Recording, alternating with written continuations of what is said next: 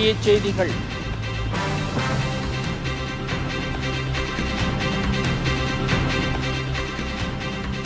ஜப்பானில் ஏற்பட்ட சுனாமி பேரலையால் வரலாறு காணாத சேதம், அணு உலைகள் பற்றி எரிகிறது.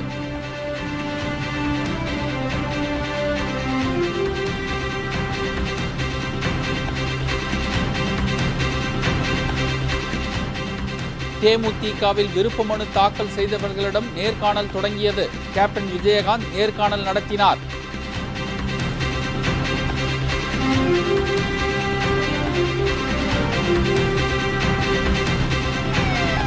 கான்பூர் அணு உலையில் பயங்கர தீ விபத்து, எண்ணெய் கிடங்கு பற்றி எரிவதால் பரபரப்பு.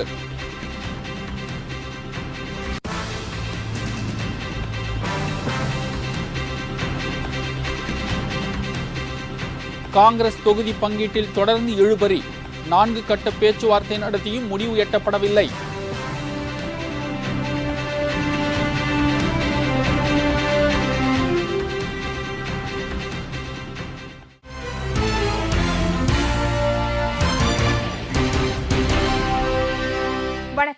வணக்கம். விரிவான செய்திகள். ஜப்பான் நாட்டின் வடகிழக்கு பகுதியை நேற்று மிக பயங்கரமான பூகம்பம் தாக்கியது. இதையடுத்து உருவான சுனாமி பேரலைகள் ஊருக்குள் புகுந்து பெரும் சேதத்தை ஏற்படுத்தியுள்ளன. லட்சக்கணக்கான வீடுகளும் வாகனங்களும் அடுத்தடுத்து வந்த சுனாமி அலைகளில் அடித்துச் செல்லப்பட்டன. ஜப்பான் தலைநகர் டோக்கியோவிலிருந்து 400 கிலோமீட்டர் தொலைவில் உள்ள மியாகி என்ற இடத்தில் நேற்று மீண்டும் நிலநடுக்கம் ஏற்பட்டது. கடலுக்கு அடியில் சுமார் 30 கிலோமீட்டர் ஆழத்தில் இந்த நிலநடுக்கம் உருவானது.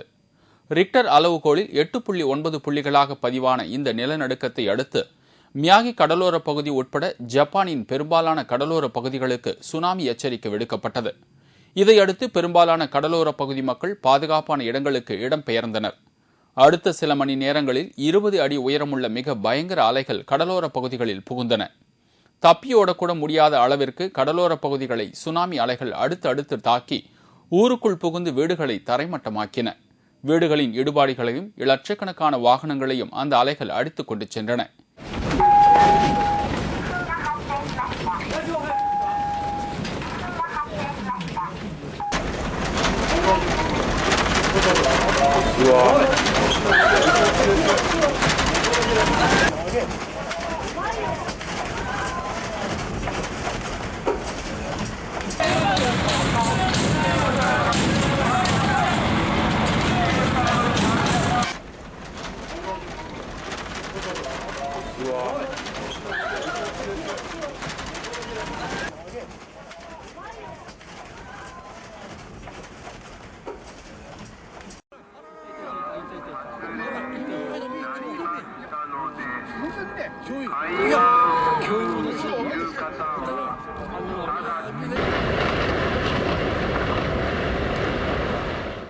இதில் கடலில் இருந்து ஏராளமான கப்பல்களும் படகுகளும் நிலப்பகுதிகளுக்குள் அடித்து வரப்பட்டன. முன்னதாக இந்த நிலநடுக்கத்தால் டோக்கியோ உட்பட ஜப்பானின் பெரும்பாலான பகுதிகளில் கட்டடங்கள் பயங்கரமாக குலுங்கின. அலைகள் ஊருக்குள் புகுந்தபோது பல எரிவாயு குழாய்கள் உடைந்து தீப்பிடித்துக் கொண்டு ஆங்காங்கே பயங்கர வெடி விபத்துகளும் ஏற்பட்டன. நிலநடுக்கம் ஏற்பட்ட இடத்திலிருந்து 400 கிலோமீட்டர் தூரத்திலும் கூட எரிவாயு குழாய்கள் சேதமடைந்து வெடி விபத்துகள் ஏற்பட்டு தீ விபத்துகளும் ஏற்பட்டுள்ளன. இந்த நிலநடுக்கத்தை அடுத்து ஜப்பானின் பெரும்பாலான விமான நிலையங்கள் மூடப்பட்டுவிட்டன. ஜப்பானை நோக்கி சென்ற அனைத்து கப்பல்களும் நடுக்கடலிலேயே நிறுத்தப்பட்டுவிட்டன. நாடு முழுவதும் ரயில் சேவைகள் நிறுத்தப்பட்டுவிட்டன. ஷென்டாய் நகர் உட்பட வடக்கு ஜப்பானின் பெரும்பாலான கடலோர பகுதிகள் நீரில் மூழ்கியதால் ஷென்டாய் நகர விமான நிலையம் முற்றிலும் அழிந்து போய்விட்டது. இந்த பூகம்பம் மற்றும் சுனாமி அலைகளால் பெருமளவில் உயிரிழப்புகளும் இருக்கும் என்று அஞ்சப்படுகிறது. நிவாரணப் பணியில் முப்படையினரும் இறக்கிவிடப்பட்டுள்ளனர். டோக்கியோவில் நாடாளுமன்றமும் பயங்கரமாக குலுங்கியதை அடுத்து அங்கிருந்து அனைவரும் வெளியேற்றப்பட்டனர். ஜப்பானின் 5 அணுமின் நிலையங்களும் மூடப்பட்டுவிட்டன. ஒரு சில அணுமின் நிலையங்கள் தீப்பற்றி எரிவதால் அவை வெடித்து சிதறும் அபாயம் ஏற்பட்டுள்ளது. இதனால் நாடு முழுவதும் மின் தடையும் ஏற்பட்டுள்ளது. ஜப்பானை தொடர்ந்து ரஷ்யா, பிலிப்பைன்ஸ், இந்தோனேஷியா, ஹவாய் தீவுகள், தைவான், மெக்சிகோ, ஆஸ்திரேலியா, நியூசிலாந்து உள்ளிட்ட 19 நாடுகளுக்கும் சுனாமி எச்சரிக்கை விடுக்கப்பட்டுள்ளது.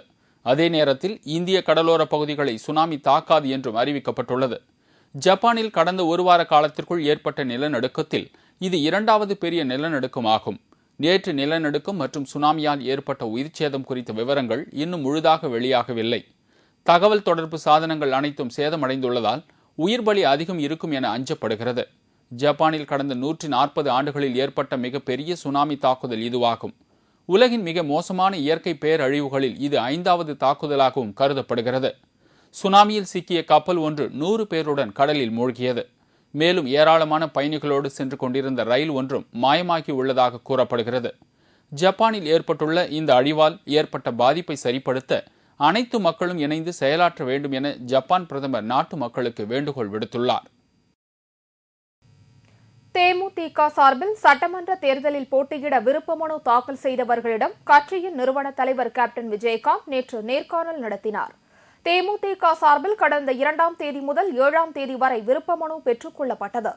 கழக தொண்டர்கள் ஆர்வத்தோடு வந்து மனு தாக்கல் செய்தார்கள். கேப்டன் விஜயகாந்த் அறிவித்தபடி அவர்களுக்கு நேற்று நேர்காணல் தொடங்கியது. காலை 9 மணிக்கு தொடங்கிய நேர்காணல் இரவு 11 மணி வரை தொடர்ந்து நடைபெற்றது. கோவை, திருப்பூர், ஈரோடு, சேலம், பெரம்பலூர் மற்றும் திருவள்ளூர் உள்ளிட்ட 10 மாவட்டங்களைச் சேர்ந்தவர்களுக்கான நேர்காணல் நடைபெற்றது. கேப்டன் தலைமை கழகத்திற்கு வந்திருந்து விருப்ப மனு தாக்கல் செய்திருந்தவர்களை ஒவ்வொருவராக அழைத்து நேர்காணல் நடத்தினார்.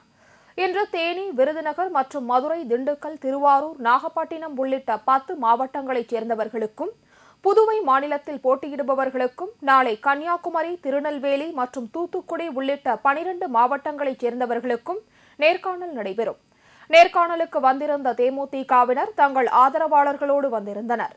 நேர்காணலில் கேப்டனுடன் கழக பொருளாளர் சுந்தர்ராஜன், தலைமை நிலைய செயலாளர் பார்த்தசாரதி, துணை செயலாளர்கள் ஆஸ்டின், AR இளங்கோவன், சுரேஷ்குமார், தேனி முருகேசன், கொள்கை பரப்பு செயலாளர் VC சந்திரகுமார், மாநில இளைஞரணி செயலாளர் LK சுதீஷ் ஆகியோர் நேர்காணல் நடத்தினர்.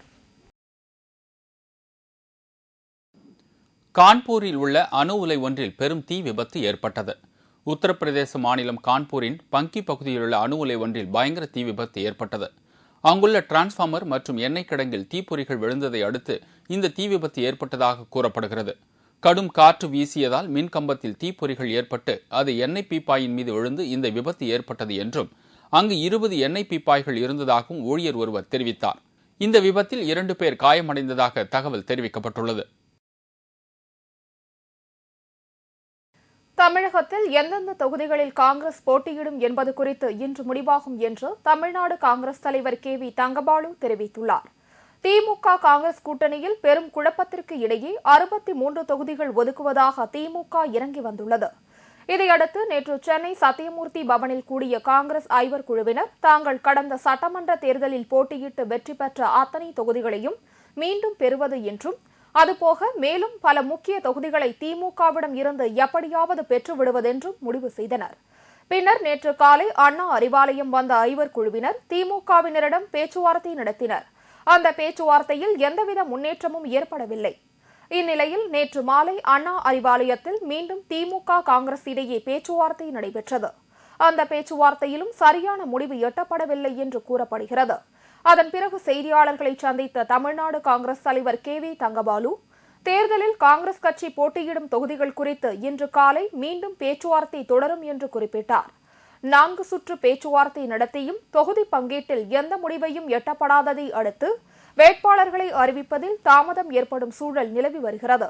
மேலும் காங்கிரஸ் போட்டியிடும் தொகுதிகள் குறித்து திமுக கூட்டணியில் உள்ள அனைத்து கட்சிகளுடனும் கலந்தாலோசித்த பிறகே முடிவு அறிவிக்கப்படும் என்றும் தங்கபாலு அப்போது கூறினார். இந்த ஆண்டு நாடாளுமன்றத்தில் உணவு பாதுகாப்பு மசோதா தாக்கல் செய்யப்பட வாய்ப்பு இல்லை என்று மத்திய உணவுத்துறை இணை அமைச்சர் KV தாமஸ் கூறியுள்ளார்.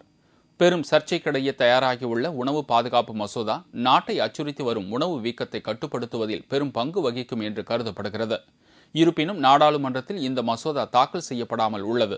இதுகுறித்து பேசிய மத்திய உணவுத்துறை இணையமைச்சர் KV தாமஸ், நாடாளுமன்றத்தில் உணவு பாதுகாப்பு மசோதாவை தாக்கல் செய்ய அனைத்து மாநிலங்களின் ஒத்துழைப்பு தேவை என்றும், தற்போது 9% இருக்கும் உணவு வீக்கம் விரைவில் 7% குறையும் என்றும் KV தாமஸ் தெரிவித்தார்.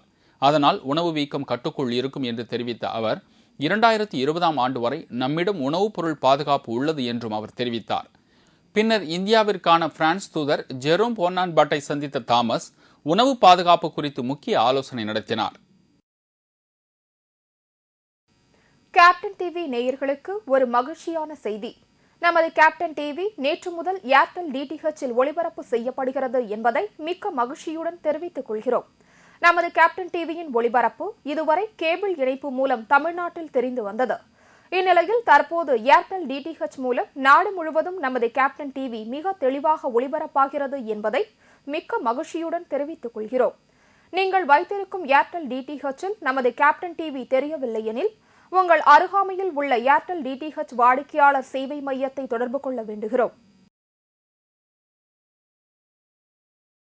சிபிஐ அதிகாரிகளிடம் கலைஞர் டிவியின் கணக்கு விவரங்கள் தொடர்பாக ஏற்கனவே தெரிவிக்கப்பட்ட தகவல்களை உறுதிப்படுத்தியதாக முதலமைச்சர் கலைஞர் கருணாநிதியின் மகள் கனிமொழி தெரிவித்துள்ளார்.